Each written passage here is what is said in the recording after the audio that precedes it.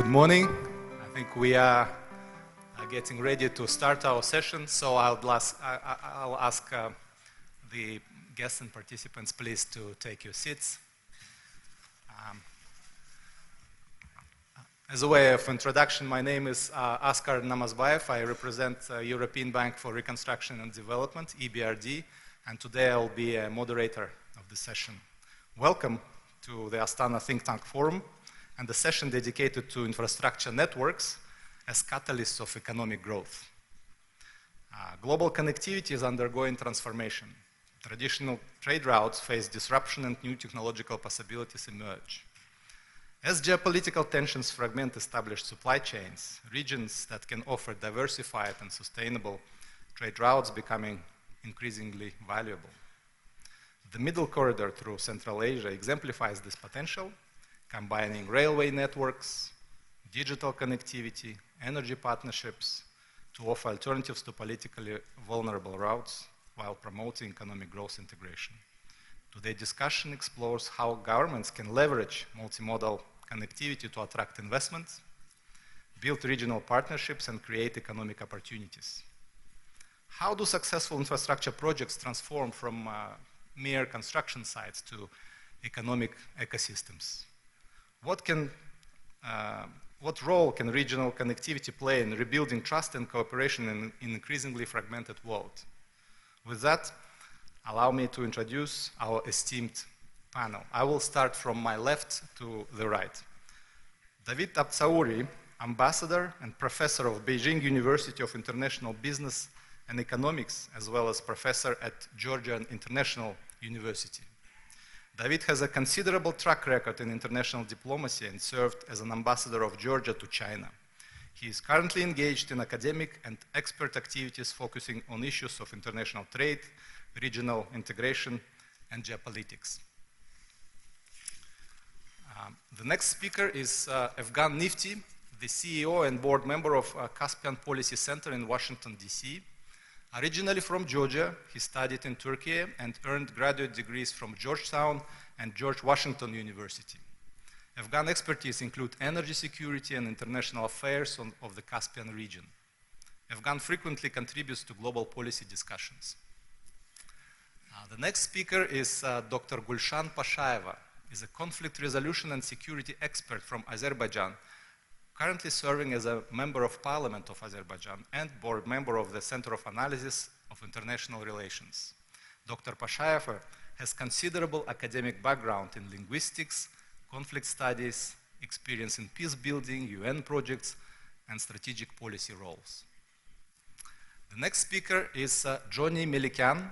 He's a head of International Relations Research Department at the Public Relations and Information Center in the Office of the Prime Minister of Armenia. Johnny has a strong academic background in international relations and held research and advisory roles in various Armenian institutions, including Presidential Office and a Public Administrations Academy. His work focuses on regional studies, political analysis, and public communications. Finally, Murat Amrin is a member of Board of Independent Director and of CASTRADE, Kazakhstan Center of Trade Policy and Development. Murat has a considerable background in logistics and transportation, having worked at the Union of International Road Carriers and held senior roles at the National Chamber of Entrepreneurs, Atameken. Most recently, he served as deputy chair of Atameken, contributing to national trade and logistics policy. So we have considerable brain power sitting right in front of you, and I am excited to have a discussion with this esteemed panel. And before we start, let me just mention a few housekeeping points. We'll have about 1 hour for our session, and I will offer each speaker 7 minutes to make a speech. And in the end, time permitting, we will have a Q&A session with the audience. And so, without further ado, my first question is to Mr. David Abtsaouri. Based on your diplomatic and academic experience, how do you see the middle corridor reshaping trade dynamics between Asia and Europe? David, please, the floor is yours. I sincerely thank you for this invitation. And I also would like to express the same sincerity towards the Institute for Strategic Studies under the President of Kazakh Republic for this opportunity to come back, since this is not my first appearance here, and always enjoy to be here to discuss the acute problems with you and to predict something that is today non-predictable. Yeah. So thanks for that. The topic that has been exposed right now definitely has a lot of dimensions. And I would like not to make the repetition what is well known in this respect. I'm speaking about the middle power countries, middle power diplomacy, and this kind of new opportunity for cooperation. But some trends are to be mentioned and challenges in addition here. And I really appreciate your attention in this respect. So the world definitely is changing, and changing sometimes on a weekly basis. The former developing countries, they become the donor countries today, and the best example, the best case is China, that helped the EU member Italy during the first, the mostly critical time of pandemic wave. And the countries that has always been recognized as the members of donor community, now they need an urgent help today. So that's why this is a transformation of previous background of international economic cooperation. G7, G20, in fact, if not replaced, but they assumed the functions of the Security Council of the United Nations today. And now it's not a secret that a lot of questions are a matter of consideration within these new formats of global cooperation here. So I can extend this list enormously today. So we enter the polarized environment, the divided environment, and we would say, often we use term as non-organized or disorganized multilateralism today. Yeah. But there are, I think, good trends at the same time in this respect. And one of the, I think, interesting trend is the appearance of a group of countries that are becoming more active in terms of international cooperation and in terms of initiatives, international initiatives. And I mentioned the group of middle and, by the way, small power countries. This term is not known, is not a new one, and it's not a new phenomenon today. So sometimes when we speak about this group of countries, we say that, you know, it's something new. No, it's not a new story.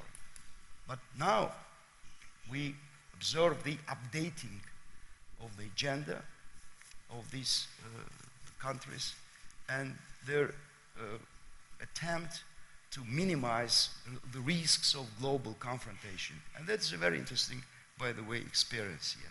So we would say that today the middle power countries, they're trying to search certain balance in disorganized multilateral environment today. That is not an easy, but I think one of the best examples of this, I would say, again, still an attempt at this stage of balance in the middle corridor. So that's why this is a kind of tricky story of balancing the words, like middle corridor and middle power with balance today. Yeah. But that's true. That's true. And I can give you some arguments in favor of that. Have a look. The composition of the countries that are participants of the middle corridor today. These are global players, regional players, and small power countries. And in the context of new environment in South Caucasus. So there will be more, I think, more motivation, more interest to be a part of this new global agenda of cooperation here. So that's why let's have a look. Yeah, the United States, the European Union. European Union is already as a part of this process. Even they have started, funding of the Black Sea seabed electric cable today as a part of new agenda of global cooperation today. And of course China, no doubt, and the other countries. So that's why the composition is quite acceptable, the attitude is quite positive, and this is a kind of, this is a new model in fact here, that is not linked only with commercial interests, but at the same time, the trend of commercialization of business interests might be a standpoint for this balance and standpoint for more or less sustainability of the development of this project. And that is extremely important. And I can give you the other example. I'm still professor, sorry for some theoretical aspects. Sometimes I just invest on theoretical aspects. You know from the handbooks that there are traditionally a number of participants, yeah, of global economic cooperation, participants of global market. These are states or governments, these are private sectors, companies, these are multinational corporations, M&S, and NGO, public, non-governmental sector. I would say that this new environment in the world today, in terms of economic impact, also has brought us a new element of participation, and these elements are global economic projects. So as an independent, separate part of participation, modeling that is more or less balancing, I mean the political, security, economic, commercial, and other interests. And I think in that case, middle corridor might be quite interesting in this aspect here. And in order not to be too extensive, yeah, and a group of countries, who is making the climate here? These are the groups of countries that we call middle countries. And first of all, Turkey, Kazakhstan, and Azerbaijan, and small power countries. That's true. So the initiative of these countries are core in the development of this corridor. So again, we, I think, witnessed very interesting story of possible, I would say, success of this project. A few words regarding challenges that might be more interesting, I think, to you. Sometimes we forget that it's not a business project only. We speak a lot about investments, about the improvement, modernization of infrastructure, about loans, railway, ferries, ports, and that's true. Since, as to the, I think, last European estimates, almost 20 trillion US dollars are desperately needed just to activate the middle corridor in general. Yeah. So it's a long-run perspective. And since it's a long-run perspective, I think what is important just today, not to leave the decision in the hands of business executives only, since they make these decisions right now. And what is essentially important today, to incorporate the analytic approach. We need more expertise. We need more cooperation of specialists in the field of prevention of risks for future. Since again, I'm saying it's a long-run project here. It's not a matter of 3 or 5 years here. So that's why I really appreciate if there might be an initiative in this respect, that we combine the efforts of the countries, of the region, in order to make it permanent discussion, permanent dialogue, and to have more or less clear picture in this unpredictable environment. Yeah. So that is extremely important. Yeah. Again, I'm saying that business is important, governments are very important, but there should be a combination of efforts here. I would like to reiterate to the words of Nobel Prize winner, American economist Stiglitz, who wrote an article, and there was a very good citing. Yeah. He speaks about capitalism. I think you're well aware of me, probably, about that. Yeah. And he says that capitalism has been doing a lot of positive for democracy, for development, and for progress, no doubt. But capitalism in the existing, let's say, status today, it's not acceptable. We need, and that is his words, progressive capitalism, new type of capitalism, new type of market relations here. And these relations are to be based on the equilibrium, on balance, and cooperation of governments, business sectors, and public.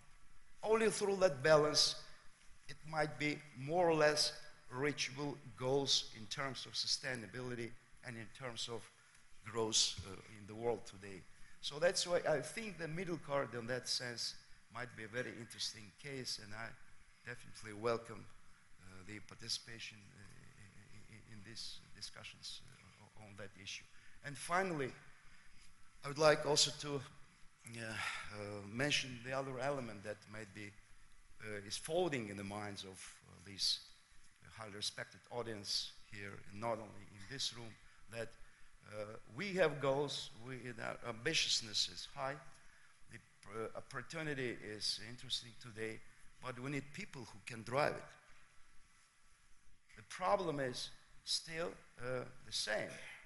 There's a desperate lack of modern business-like managers who can work in the field of logistics, communication, and other transport, energy, based on AI, based on high technologies, and so on and so on. And this is a huge gap. So, when I'm speaking about that, we may put some money, we may activate projects, but there will be waiting, there will be a gap just to find out these people here. And that will not be beneficial for the development of the project. Thank you so much. I appreciate your patience and readiness to listen and understand. Thank you, David, for your perspective. Very, very, very interesting.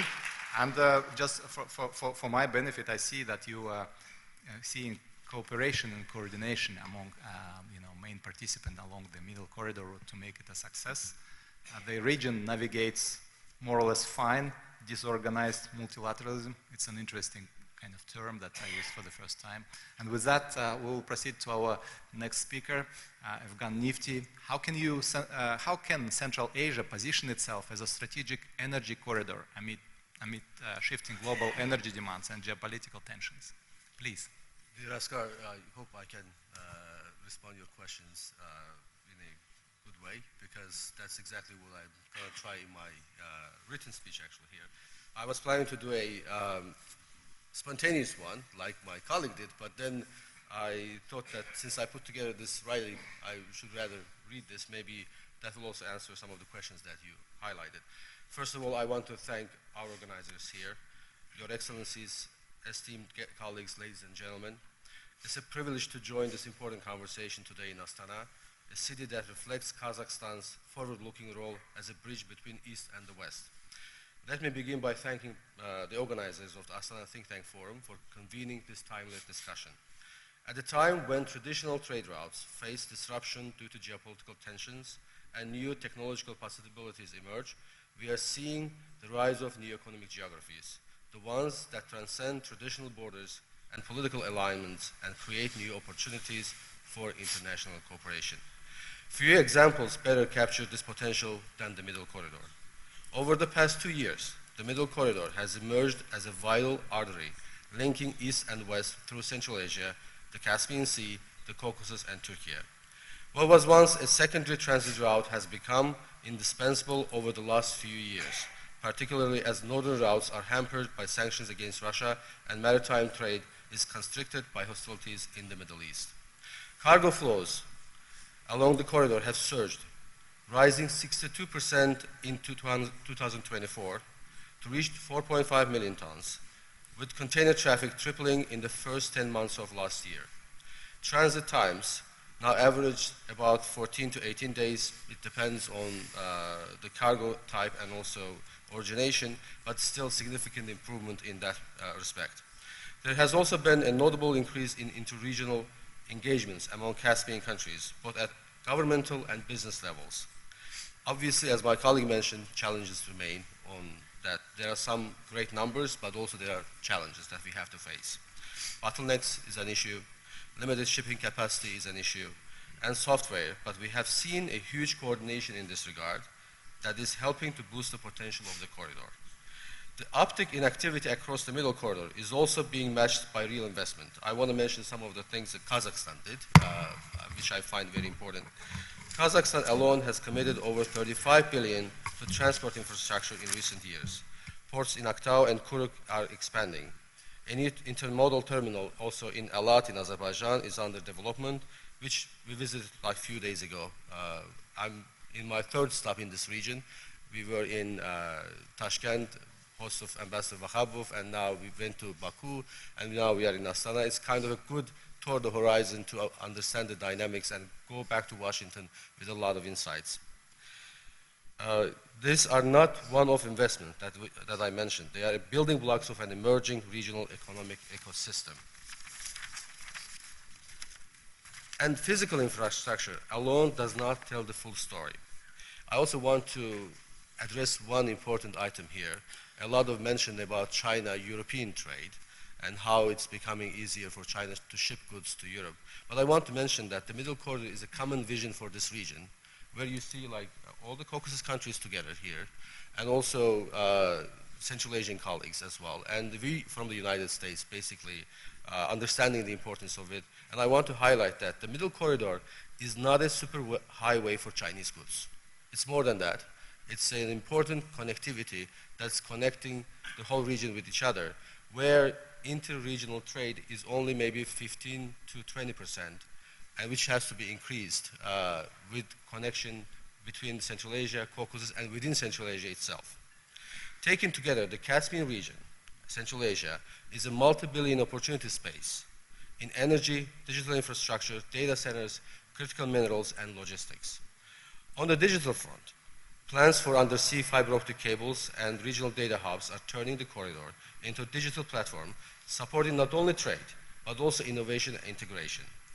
Energy and critical minerals are also reshaping the landscape. Kazakhstan remains the world's top uranium producer, supplying around 40% of global demand and nearly a quarter of US imports. This is very significant for the United States. Its role in clean energy supplies chains and nuclear energy security is increasingly indispensable. At the same time, regional governments are asserting greater agency both within the region and internationally. Countries across Central Asia are developing new trade partnerships, modernizing infrastructure, and asserting their strategic autonomy. This is a region moving forward, not in reaction to others, but its own terms. I also want to touch a few things on the American side, what American policy is doing. I just want to make one disclaimer here. I'm not a government official of the US, but I think some of the quotes that I was making from our event in New York last month is important because we hosted important officials from the region, but also from the United States. Just a few weeks ago, at the 6th Caspian Business Forum that the Caspian Policy Center, which I belong, hosted in New York, US officials underscored that broader Caspian region is now a long-term focal point of American foreign policy. I think this is maybe first time that I heard a very clear statement from American side on this. And I want to quote two of them, the policymakers on this. Caleb Orr of the State Department, speaking on behalf of the Deputy Secretary Landau, described the Caspian region as a focal point of US foreign policy and strategy and something that the United States sees as strategic interest to invest and build off of for many years to come. And also a policy official from the Economic Finance Division, head of investments of the US Development Finance Corporation, emphasized that Caspian Corridor is a key area of focus for the US government from a foreign policy perspective. He highlighted the importance of Trans-Caspian trade and US efforts to strengthen secure strategic investment in these corridors. I think these are not just words, which we have seen during the ANGA that Uzbekistan and Kazakhstan signed very important investment agreements with the United States. Last month, US rail manufacturer Vaptek signed a $4.2 billion agreement with Kazakhstan's National Railway to supply 300 next-generation locomotives. It's a very significant business deal. This deal signals a long-term industrial partnership that links American technology to Kazakhstan's infrastructure future. I also want to highlight the importance of Azerbaijan-Armenia peace. We have colleagues from both Azerbaijan and Armenia in this audience. That deal signed in presence of President Trump in Washington on August 8th this year. It's quite interesting that two nations have been in war for 30 years. Not a single shot fired in the last 2 months between the two, since the peace agreement initialed in Washington. This agreement is opening a new route for the Middle Corridor in addition to already existing infrastructure via Georgia. Washington has also committed $145 million, is kind of a down payment for this, to support this initiative with a focus on logistics, customs modernization, and trade facilitation. These investments strengthen the physical, regulatory, and institutional underpinnings of regional connectivity. And across clean energy and critical minerals, we are seeing new dialogue emerge from strategic energy cooperation to joint exploration and processing initiatives. Two major US companies are investors in US, Chevron and Exxon in oil and gas, and we're also seeing Exxon entering the Azerbaijani market as well. So there is a huge hydrocarbon relationship on top of the potential linkages on critical minerals and other technological items. This is a critical time for US to support the partners that are building the Middle Corridor. In conclusion, I want to say that maybe a promotion for Caspian Policy Center. At the Caspian Policy Center, we believe this is a moment of a great promise for Central Asia and the wider Caspian region. Making the most of this opportunity requires shared investment, policy alignment, and sustained engagement, not only to strengthen transit routes, but to foster resilience, trust, and inclusive growth across the region. Thank you so much. Thank you. Thank you, Evgan. Very interesting information, quite insightful, and from my perspective, definitely there is a lot of scope for interregional trade and integration. As you mentioned, Middle Corridor is not just a highway between China and Europe, it's also a regional integration opportunity.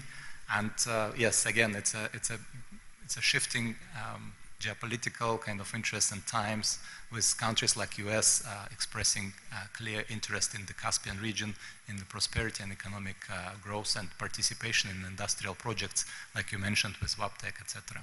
So thank you for the information. So my next question to our next esteemed speaker, Dr. Gulshan Pashaeva. So in the context of Central Asia evolving connectivity landscape, how can infrastructure projects contribute to regional stability and conflict prevention? Thank you. Thank you very much. I prepared some presentation as well. In that case, I will also use the slides in order to give the information about the whole of these issues. If you're talking about development of infrastructure networks as catalyst of prosperity and the view from Azerbaijan. Dear ladies and gentlemen, distinguished colleagues, excellencies, first of all, allow me to express my sincere gratitude to the Kazakhstan Institute for Strategic Studies under the President of Republic of Kazakhstan and its director, Jandus Shaymardanov, and his team for the excellent organization of this forum, and it's a great pleasure to participate in this forum and share my insight about Azerbaijan's experience in infrastructure with you. Let's move to the first slide. Here I just put some ideas about transport infrastructure from Azerbaijani perspective. Azerbaijani government has prioritized integration into global transport networks, and consistent work has been implemented in this sphere over the years in order to strategically position itself as Eurasia's key logistic and transport hub. Azerbaijan has leveraged 3 decades of targeted investments in developing its transport and logistics sectors and enhancing transit potential. It has significantly upgraded its rail, road, air, and sea connectivity to support regional trade.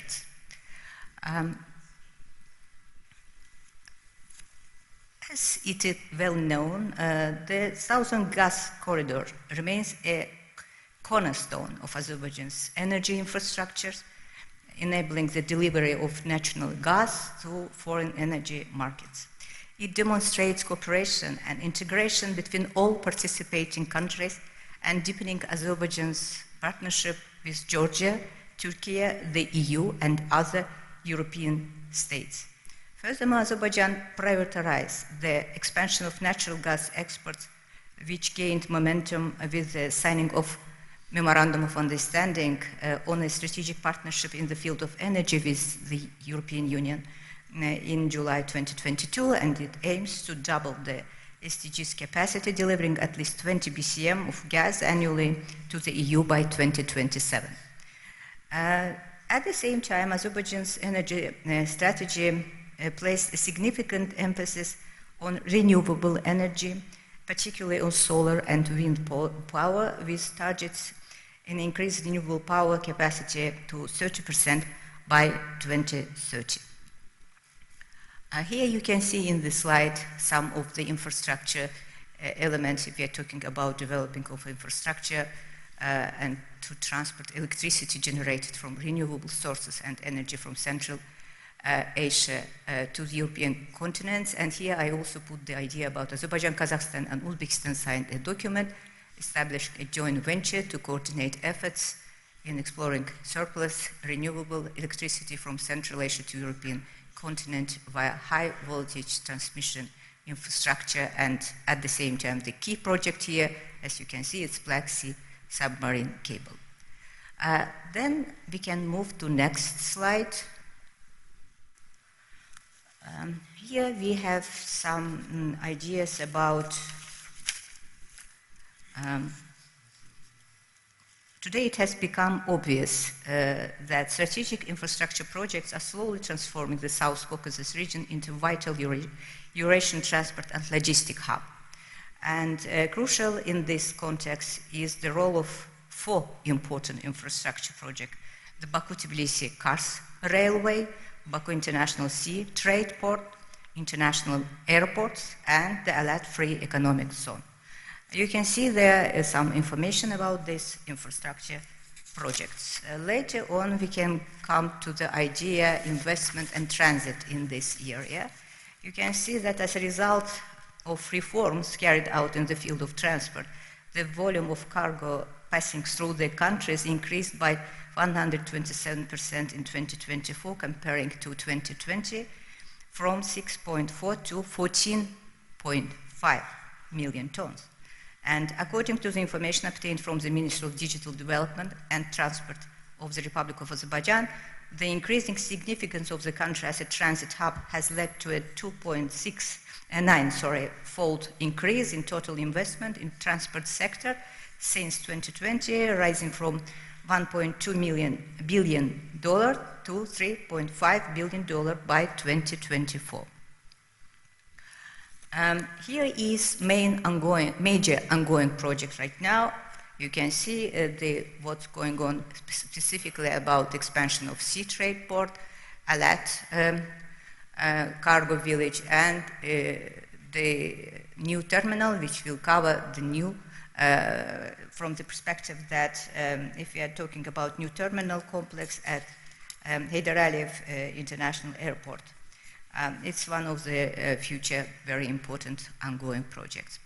Here, very small 2 slides about corridors, middle corridor, which I think we already know, and a lot of already mentioned about this corridor. But also, here is also, I would like to maybe talk a little bit about Zengezur corridor, because a lot of information there are about this corridor, but it's better to see how we can see it from the perspective, from geographical way. Azerbaijan aims to further diversify the middle corridor by implementing the Zengezur corridor project, which has the potential to change the entire configuration of South Caucasus region. Connecting Azerbaijan with the Nakhchivan Autonomous Republic and Turkey, it opens a direct route to, at the same time, to Central Asia. For Iran, it offers an overland connection to Russia, and for Armenia, it offers the opportunity to overcome isolation and become a part of regional networks. Thus, this transport becomes an instrument of peace, not confrontation. In this context, it's important to underline the key role of the Route for International Peace and Prosperity, TRIP, within the framework of the Washington Summit in August 8, 2025.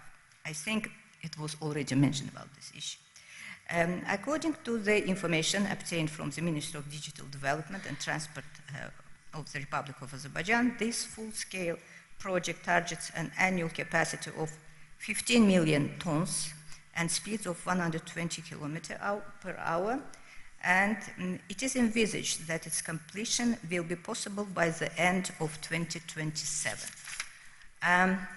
Azerbaijani side, if we are talking about the part which we can see here, my time is over, but can I get at least a couple of minutes?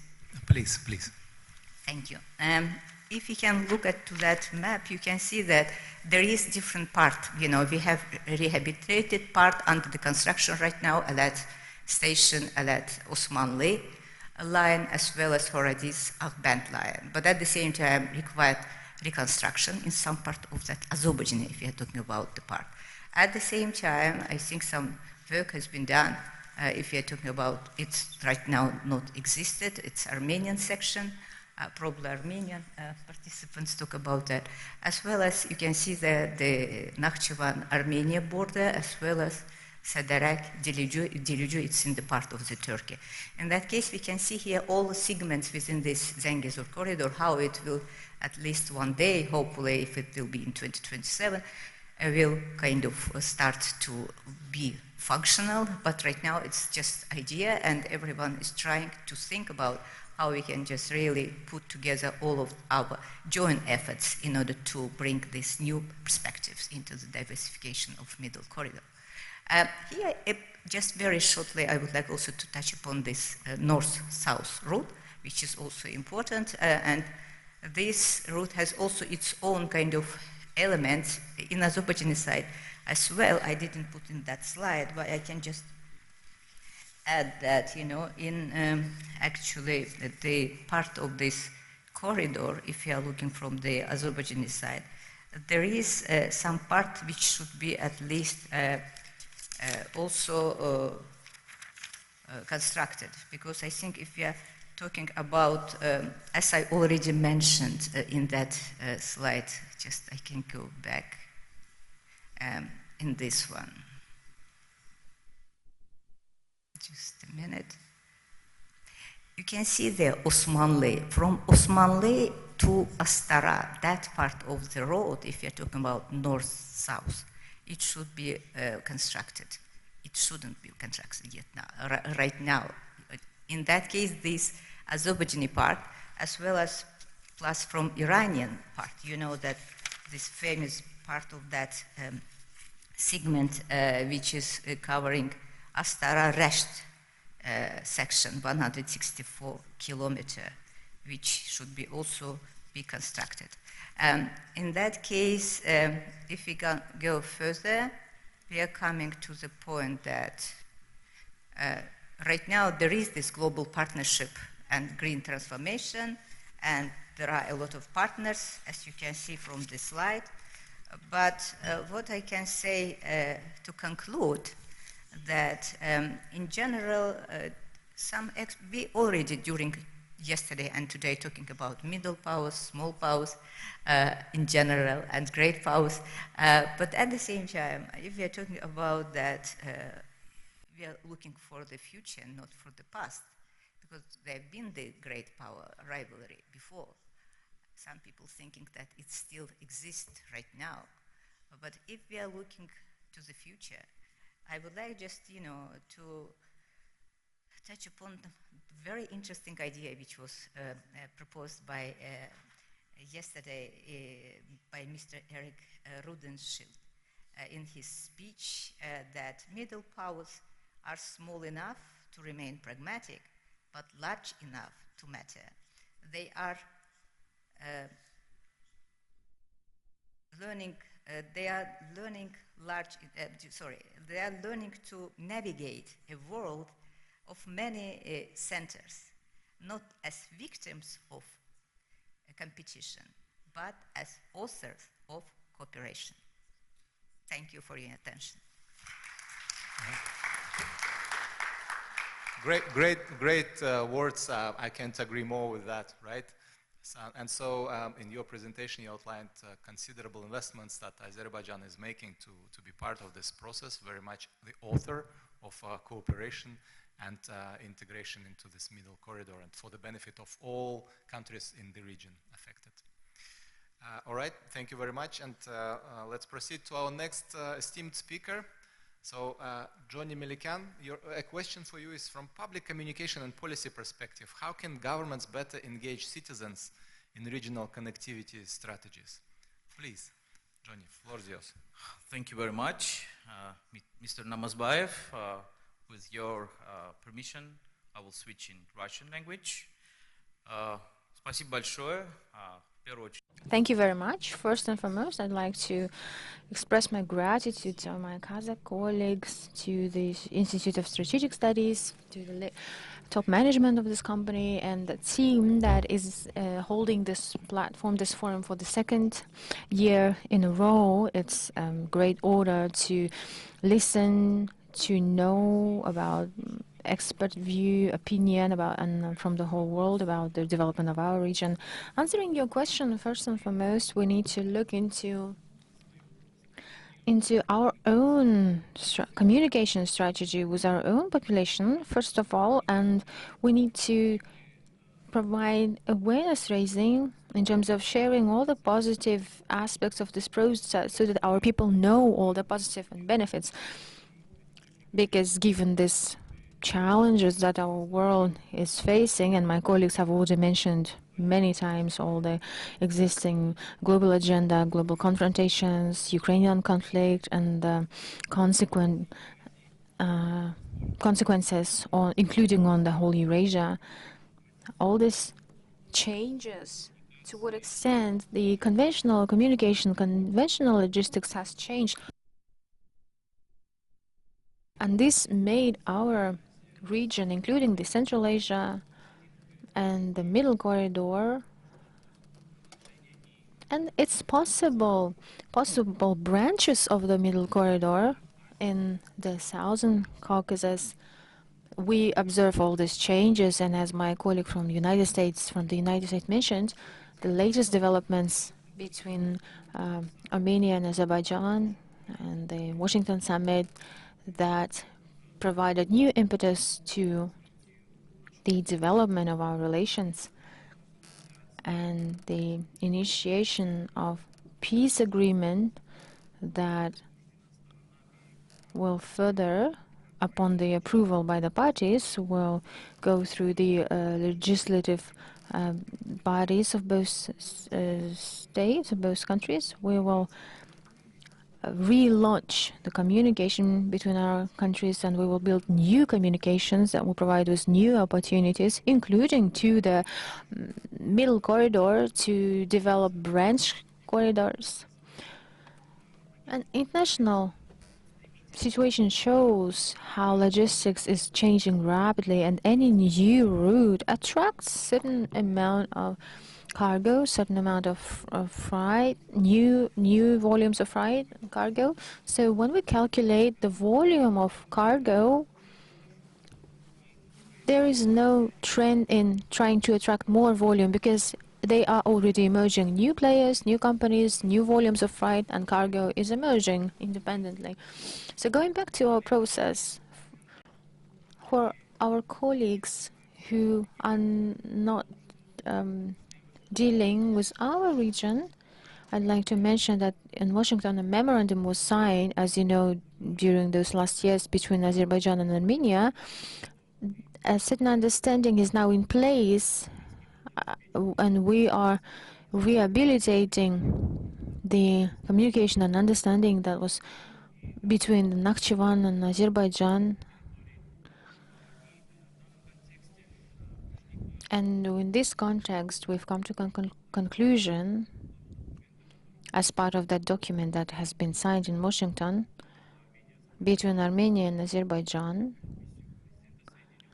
and also accompanied by the signature of the President of the USA, stating that the parties are obliged to continue this peace process.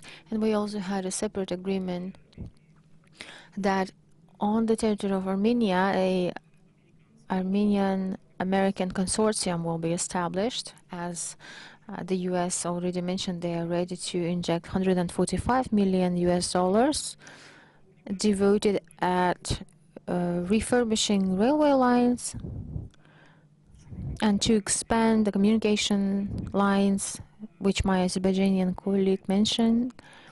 And this will bring an opportunity to develop these branches into other countries and use these communication lines, these networks, based on the principle of reciprocity. Armenia should also have an opportunity to go to build these networks from Armenia and to Armenia, like it was during Soviet times, when we had the opportunity to deliver goods to Sunik region, and then from Armenia we would go to Iran. And this is what we already have, and we need to communicate this. Going back to your question about awareness raising and communicating with the population, we need to communicate this to our population. There are also challenges. My colleague in her presentation mentioned Zangezur corridor, and I'd like to use this opportunity to warn my colleagues from countries. For Armenia, this term is not acceptable. We use a tram road for international peace and prosperity, this abbreviation, and this 42 kilometers of this road that goes through Armenia is called TRIP, and if Azerbaijan wants to give the name to the whole corridor, they may give it a non-Armenian title, because Zangezur is the southern Armenian land, and you cannot call this 42 kilometers with an Armenian title. That's nonsense, because there is a lack of trust in an Armenian society that this term marks certain territorial interest on behalf of Armenia, and we were ready to normalize our relations based on mutual reciprocity, mutual trust, and that we're open in communication. We're not prioritizing interests of only one party, and we need to use the correct communication to show the achievements and documents signed to our population. We need to bring awareness to our population about them. Documents signed, achievements made, and that we are starting to de-escalate the situation, and we observe certain trade turnover, certain cooperation level, and this will lead to the final de-escalation, to opportunity to create trust measures. There are lots of conflicts in the world, existing ones, ending ones. We already have experience of neighboring. None of our countries are planning to leave the region. Our geography has already defined us as neighbors, so we need to be friends again. We meet several times with my colleague at various platforms. We know each other quite well. We respect each other, and this is what helps. The respect, the friendly approach is crucial, because that's what helps us to achieve the peace. And in this context, communication, development, infrastructural development, and active investments in this field, attracting foreign players, will help to foster stability within our region. There is one challenge I'd like to emphasize. The international actors, some of them are in conflicts or in confrontation. For us, for middle powers, for such countries like Kazakhstan, or if you allow, I'll highlight that before Abu Dhabi and before Washington meeting, Kazakhstan was one of the platforms for our negotiations, and we are sincerely grateful for Kazakhstan's leadership that in Almaty there was a summit, and the Almaty Declaration that started in 1990s is quite topical today, when the former borders of the Soviet states have been declared as the borders of independent states, so we are now building our negotiation tactics, negotiation stance based on that document. And we are very grateful to Kazakhstani leadership, to Kazakhstani colleagues at Astana, regularly stands as a platform not only for official negotiations but for expert discussions. And in this context, I believe our two regions, as time passes, they are already perceived but will be future even more perceived in one context, that for Eurasia this will bring stability and only further foster development of our countries. Thank you. It really deepened understanding of a dynamic between Azerbaijan and Armenia and the broader region following a summit in Washington in August. So it's a very insightful and encouraging developments. Thank you very much for your speech. So I'll pass the floor to Murat Amrin. And Murat, question to you. How can Kazakhstan leverage its geographic position to become a logistics and trade hub between China, South Caucasus, and Europe? Thank you.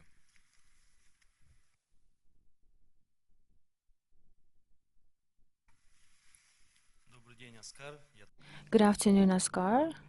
If you allow, I will speak Russian to provide a rather clear information in detail that I have prepared. Undoubtedly, Kazakhstan is the heart of Eurasia. We are already implementing huge work and continuing to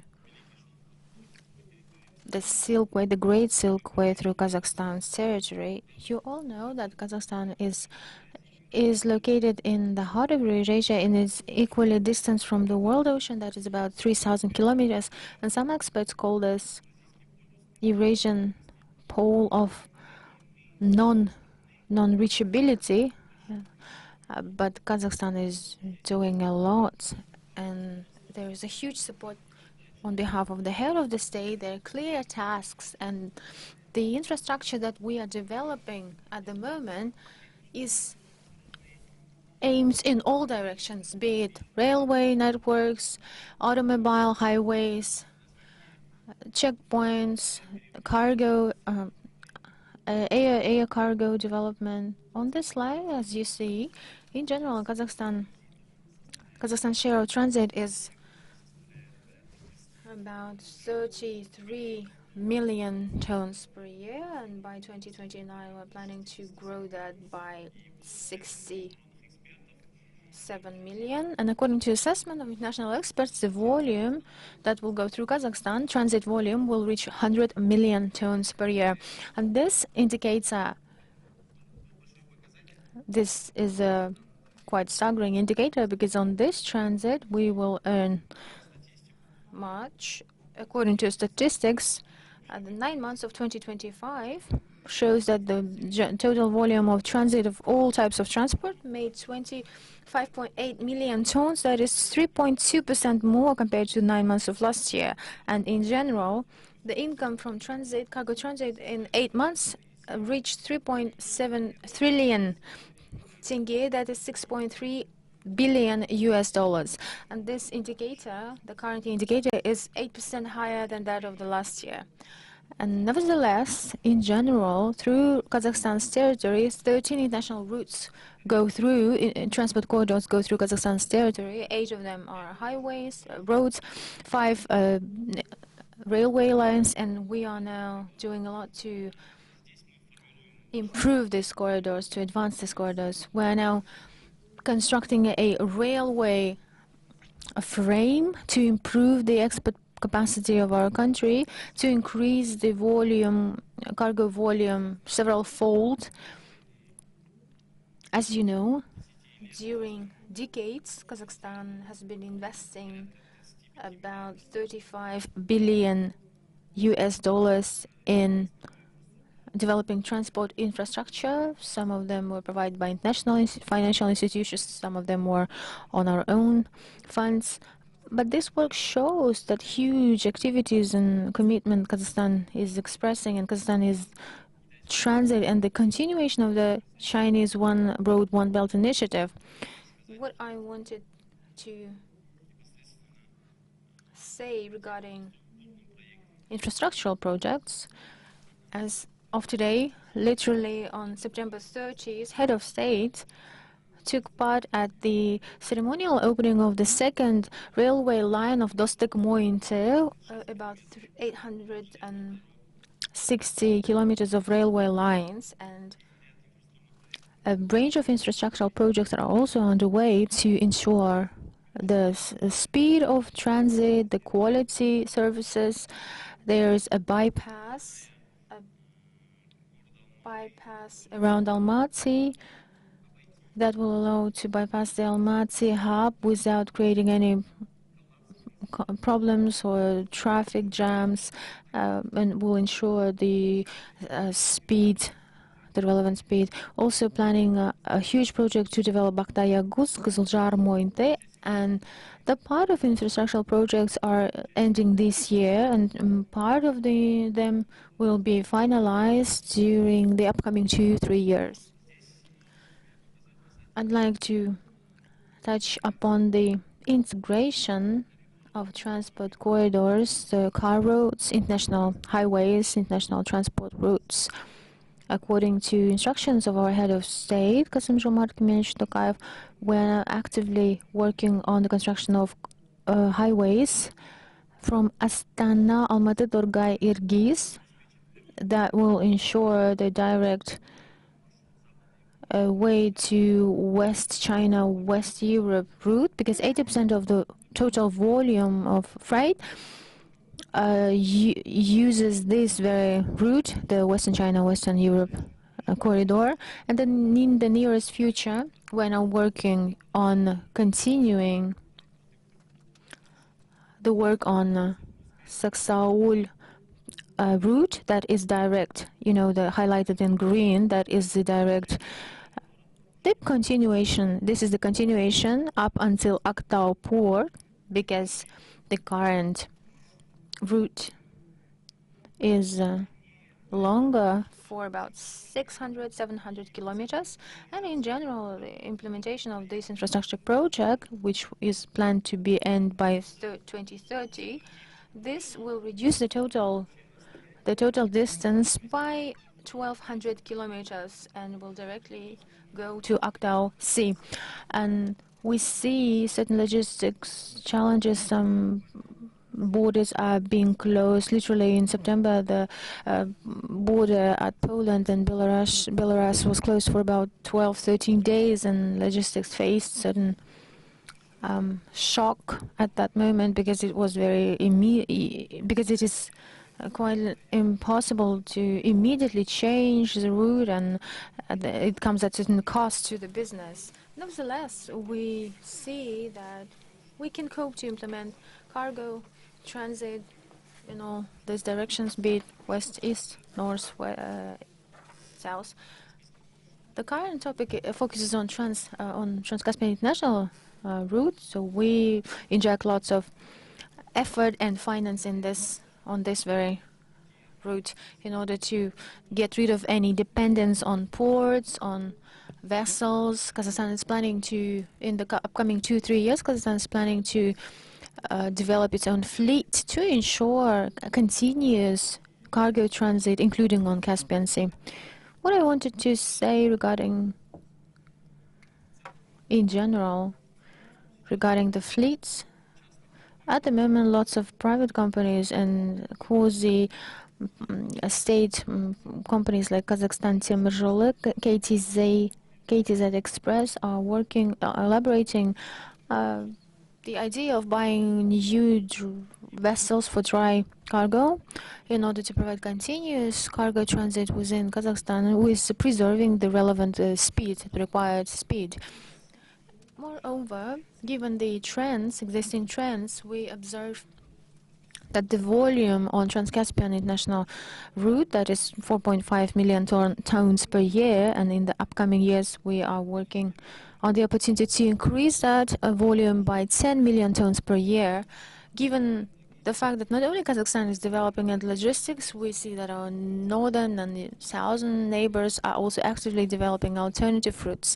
Kazakhstan, as part again of the instructions by the head of state, and given the aim that we set for ourselves to be the leaders in Central Asia in terms of developing transport and logistics hub, we are adopting huge documents, be it roadmaps and development concepts, in order to preserve the position we have and maybe even increase our transit capacity that I mentioned already. According to international assessment, that's about 100 million ton per year. We are planning to achieve this and to increase this capacity in upcoming 10 years. We're also working a lot on using the unmanned vehicles. At the moment, we observe that China and neighboring countries are actively moving to unmanned vehicles, given the fact that Kazakhstan, the legislative framework of Kazakhstan, is not always quite ready to existing realia. We are now actively elaborating in order to change the existing concept and focusing on the development of unmanned vehicle, the introduction of unmanned vehicles in Kazakhstan. Given the fact that all the routes and all the infrastructural projects are developing, including the checkpoints with our neighboring points, that's about 500. We have about 550 checkpoints at the borders. We are modernizing and updating separate corridors for light cars, for trucks, and the priority is normally given to export and for the goods with quick expiring dates, and we're attracting lots of foreign investments because as part of the legislative framework, there are certain norms and regulations that provide transparent mechanisms for attracting investments. And nevertheless, we continue working in this field. That's all with me. Thank you. I mean, it's quite clear from the presentation, from what we heard today, that it's a lot of investments across the board is happening. The governments are working towards each other and towards integration processes to facilitate this regional integration and both transit potential. And in the last presentation about what Kazakhstan is doing is definitely it's clearly visible. So we're coming to the end of our session. So perhaps we will have one or two questions from the audience if you have. So please introduce yourself and who would you like to ask the question? And yes, please.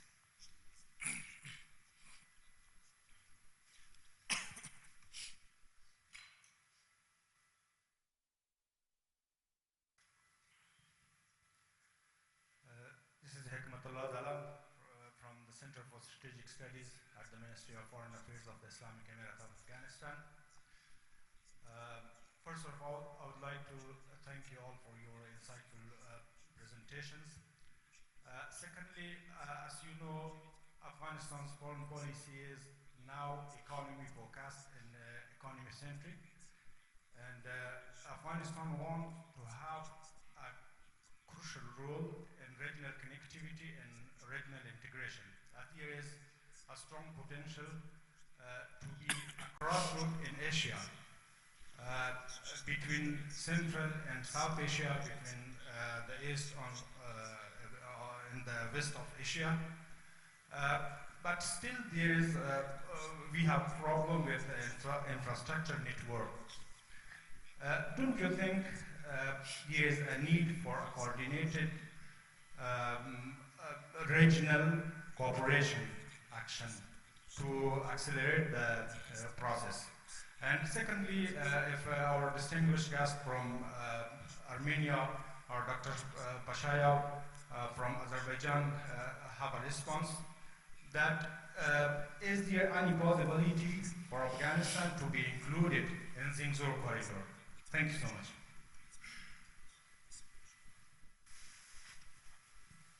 Who would like to take the questions?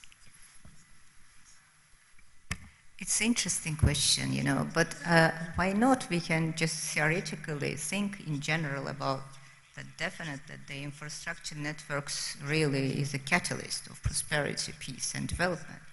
And yesterday I participated in the session when we talk about Central Asia and Afghanistan, how the whole thing is going on in this perspective.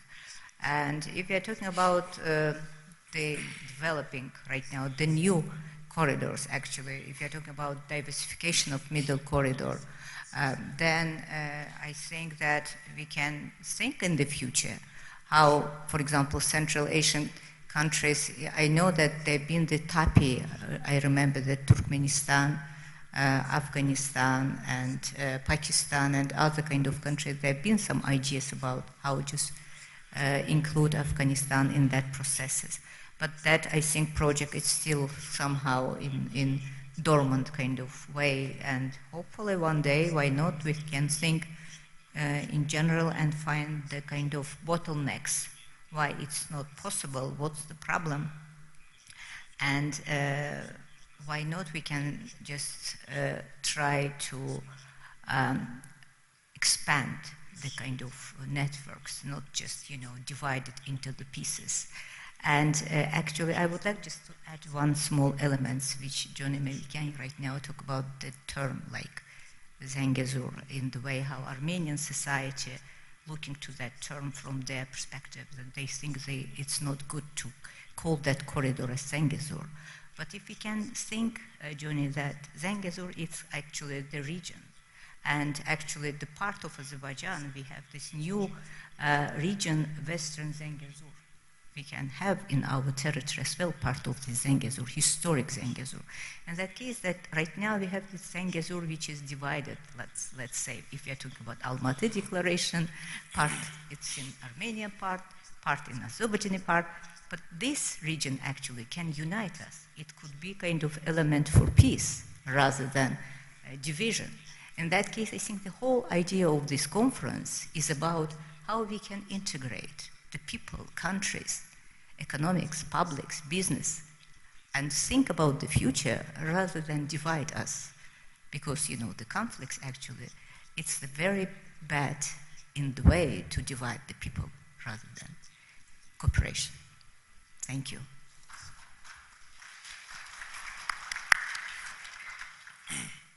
Yes, please. If I may, yes.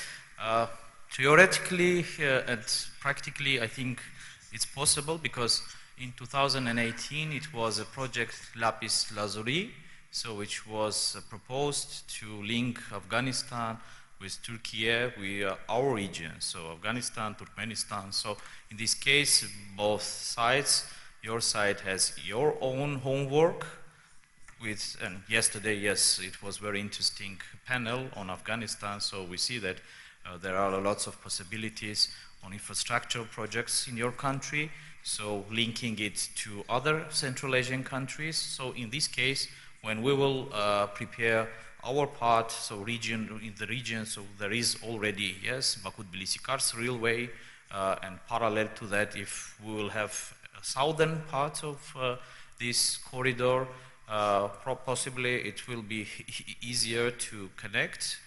Other issue is to fill it with goods. So, but as I said in my previous talk, if you have infrastructure, companies and investors are coming and using it. So, and coming back to our discussion, probably, it can unite us, but it's not now dividing us, because with this divided region historically, you in your presentation said that we should concentrate on the future, but now with these symbolic things, we are concentrating not in the future, but in the past.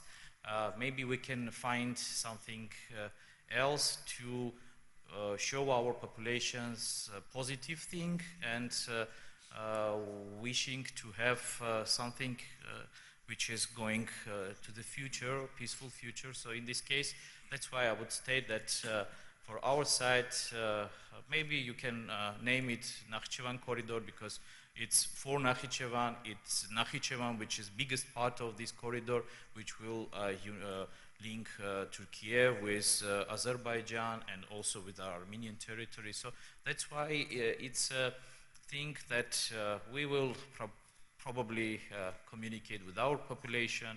We are communicating with our external partners, showing our fears, our position on this term, and I think here we have a lot of things to do in common in our bilateral expert level discussions. And yeah, let's hopefully try to work on this, finding new elements which will bring us more closer and will diminish this kind of exterritorial and territorial claims against each other. Thank you. Если можно, я бы тоже хотел бы добавить касательно поставленного вопроса. If I can, I would like to also to add something regarding the cooperation with Afghanistan. Kazakhstan also provides a very huge amount of work in this work, that is the cooperation within the trade turnover, the cultural exchange, and nevertheless, regarding the initiative on the railroad construction on the territory of Afghanistan, Kazakhstan also has an initiative in this work, and I would like to mention that over the last few years, regarding the roads, the automobile roads, we didn't have any agreements for the international roads, and that initiative is promotes nowadays, and I think that in the future we will adopt this agreement, and it gives us an opportunity. It gives an opportunity not only to Afghanistan but also to Kazakhstan to have an access to the ports in Karachi, towards the Pakistan. That is also the alternative route to the Printer port, and that is the road to the open sea. As I already mentioned, we are landlocked, and nevertheless, this agreement and all of this work that is providing by the government of the Republic of Kazakhstan is going to ease the logistic routes, the logistics of our commodities, your commodities, and we are wishing to have the mutual turnover with each country, also within Afghanistan. We are coming to a conclusion of our session, so I'd like to thank our esteemed panelists for lively discussion and for the audience for the questions. And thank you very much, and big round of applause to everybody.